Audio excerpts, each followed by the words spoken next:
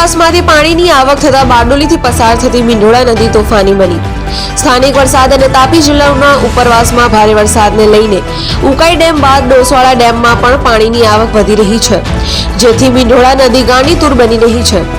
બારડોલી નજીક મીંઢોળા નદીમાં પૂરની પરિસ્થિતિ ઊભી થઈ છે। મીંઢોળાના પાણી બારડોલી કોટ સામે ખાડા વિસ્તારમાં પાણી ભરાઈ ગયા હતા। ખાડા વિસ્તારના 150 થી વધુ ઘરો પાણીમાં ગરકાવ। પાણી ભરાવાની શરૂઆત થતા તમામને સલામત સ્થળે ખસેડી લેવાયા।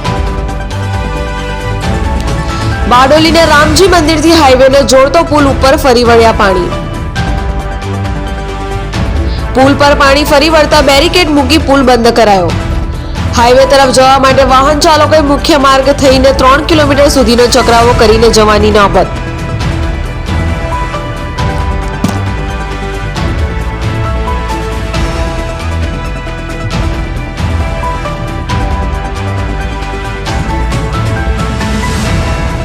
Bureau report, Jansakshi news, Bardoli.